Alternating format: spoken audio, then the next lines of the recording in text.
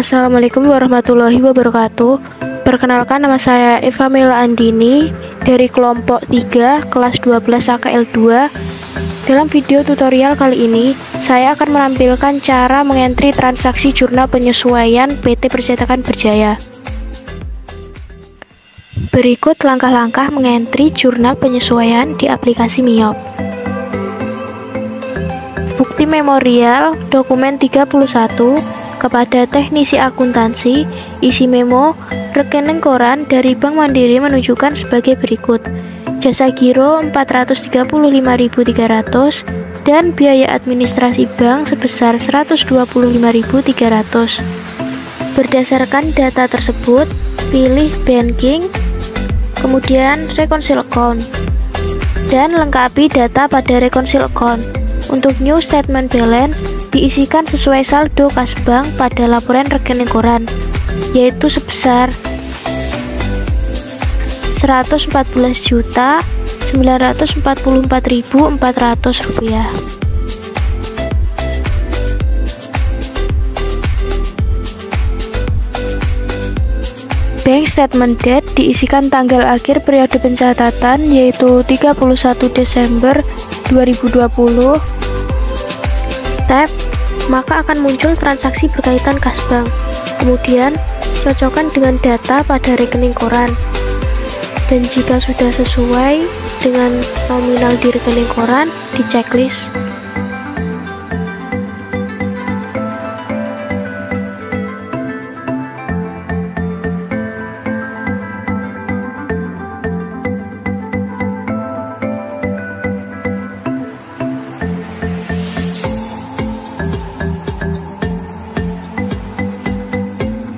Perhatikan, out of balance harus 0. Jika masih ada nilai seperti ini, maka pilih menu bank entry, kemudian input beban administrasi, yaitu sebesar Rp125.300.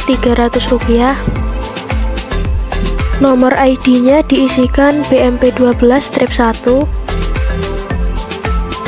Date-nya 31 Desember 2020. Dan expand account diisikan ke bank service charge.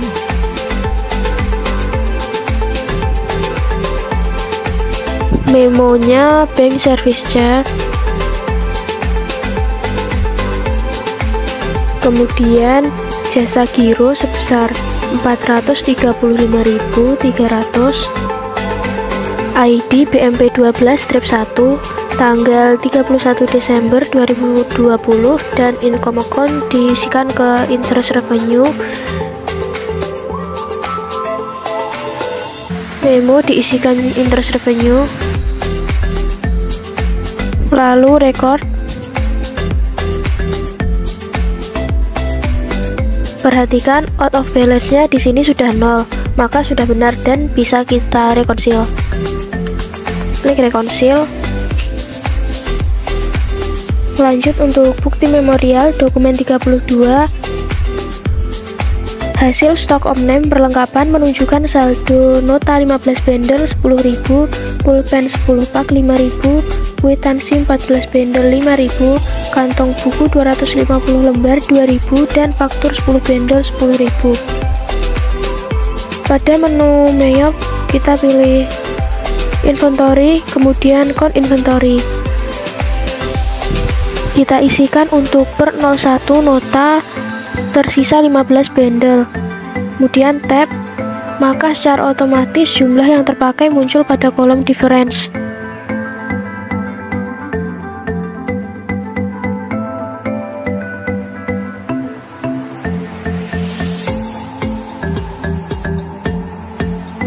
Jika sudah, klik adjust inventory, kemudian kita pilih ke akun supplies expand.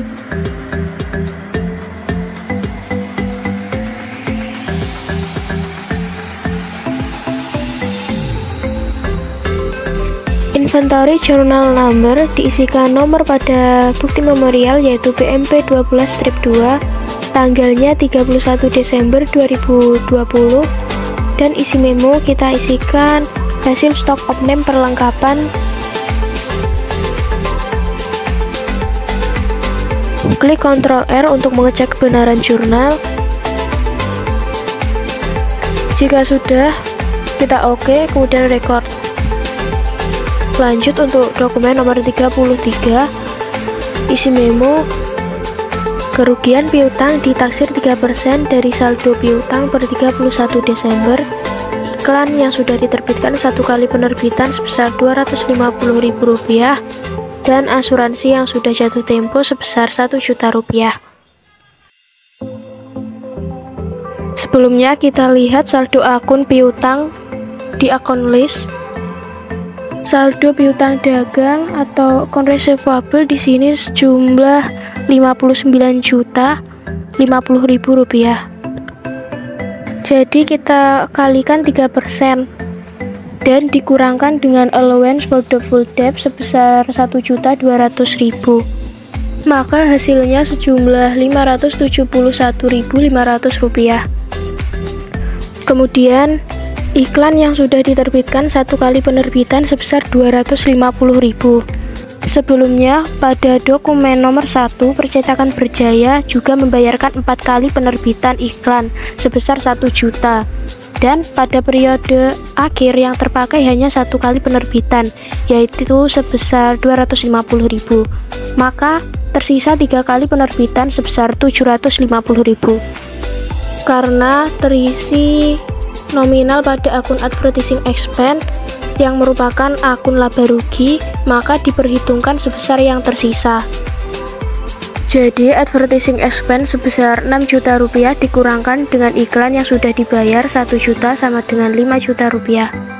Total advertising expense yang tersisa jadi 5 juta ditambahkan Rp750.000 sebesar 3 kali penerbitan sama dengan Rp5.750.000. Lalu untuk penyesuaian asuransi, di sini insurance expense 0 dan prepaid insurance terisi saldo, maka menggunakan pendekatan neraca sebesar yang terpakai.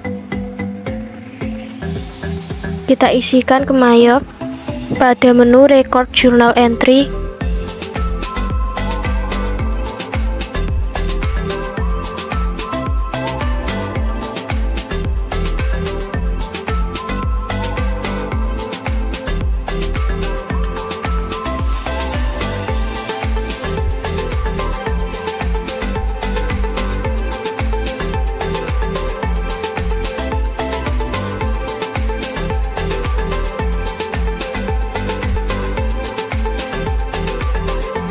Kita linkkan ke akun BDEP expense sebesar Rp571.500 debit dan allowance for the full debt sebesar Rp571.500 kredit.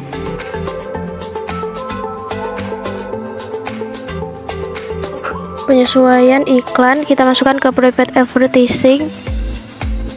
Karena di sini prepaid advertising tidak ada, maka kita buat akun baru untuk prepaid advertising. Untuk membuat akun baru, kita klik new.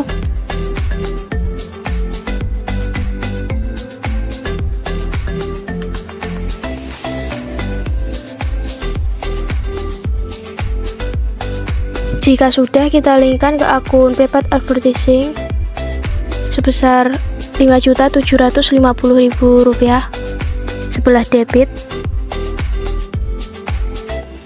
Pada advertising expense Rp5.750.000 sebelah kredit.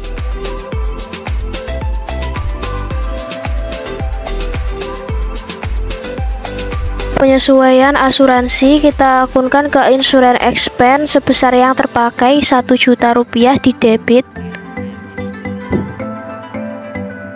Pada prepaid insurance Rp1 juta di kredit.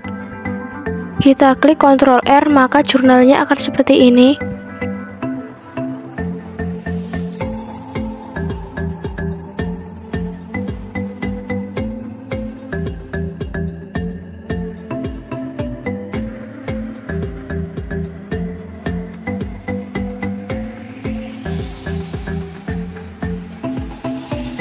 Dokumen 34, beban listrik dan telepon yang dibebankan ke overhead pabrik 20 juta, selisih PPN masukan dan PPN keluaran bulan Desember mohon dicatat ke hutang akun PPN. Untuk memperoleh selisih PPN masukan dan PPN keluaran, kita lihat di akun.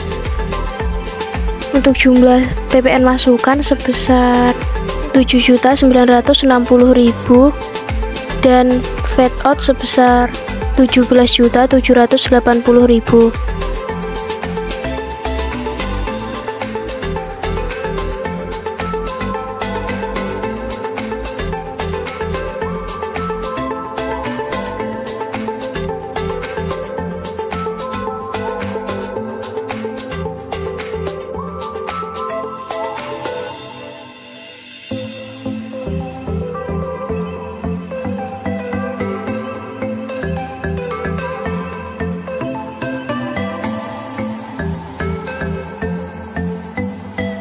Factory overhead cost 2 juta debit pada electricity and telephone expense 2 juta kredit. VAT out debit 17.780.000 pada VAT in 7.960.000 kredit. Jadi VAT payable sebesar 9.820.000 sebelah kredit.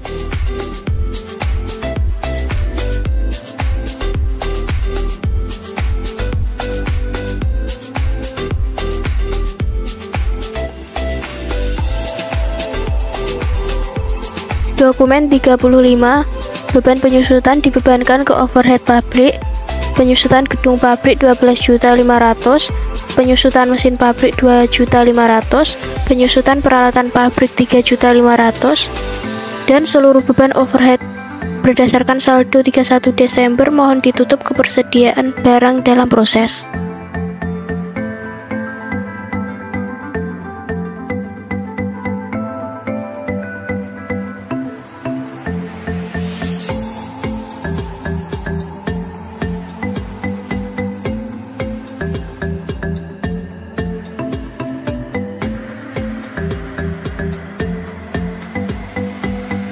Pilih akun factory overhead cost. Untuk nominalnya kita isikan nanti.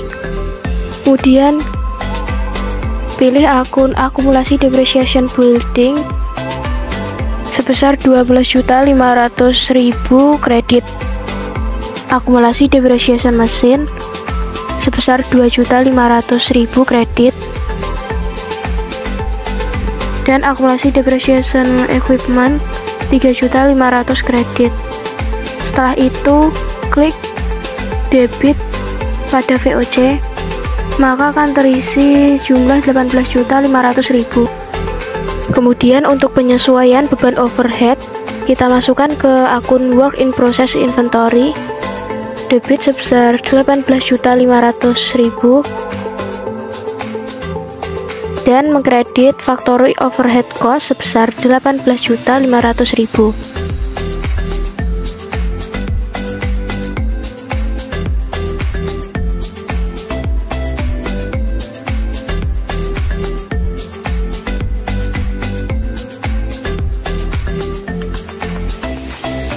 Kemudian dokumen 36, PPh Badan Terutang tahun 2020 atas dasar UU PPh nomor 36 tahun 2008 dengan ketentuan menurut pasal 31E UU PPh, perusahaan mendapatkan fasilitas pengurangan tarif 50% atas penghasilan kena pajak dari peredaran bruto sampai dengan 4,8 miliar.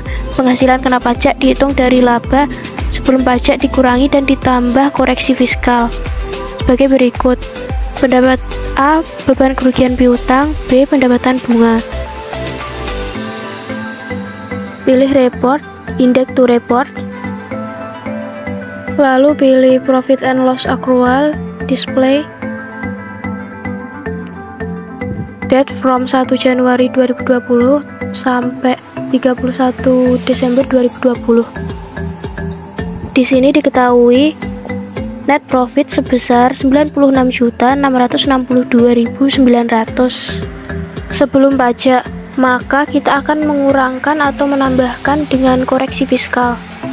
Setelah penyesuaian diketahui bad debt expense sebesar 571.500 akan menambah koreksi fiskal. Sedangkan untuk interest revenue akan mengurangi laba fiskal. Untuk perhitungannya sama seperti tabel di samping, maka akan didapatkan PKP sebesar Rp93.299.100 dan akan dibulatkan ke bawah sebesar Rp93.299.000. Lalu untuk mencari pajak terutang, kita kalikan dengan 25% kali 50% kali PKP setelah pembulatan. Pajak terutang sama dengan Rp11.662.375.000. Kemudian untuk prepaid income tax, kita lihat di akun list. Akun prepaid income tax memiliki saldo sebesar Rp1.500.000. Setelah itu kita akan merekod journal entry.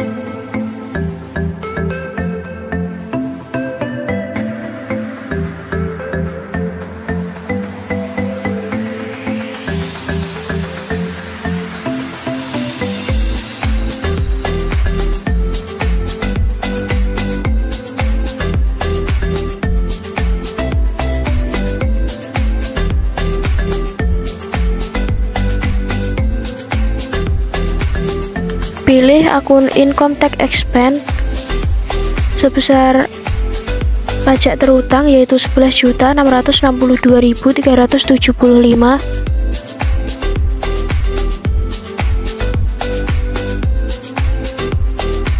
Lalu prepaid income tax sebesar Rp1.500.000 setelah kredit.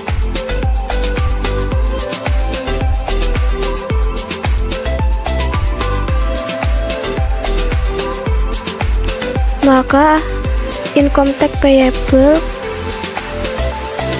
bersaldo Rp10.162.375.000 setelah kredit. Sekian video tutorial dari saya. Terima kasih. Wassalamualaikum warahmatullahi wabarakatuh.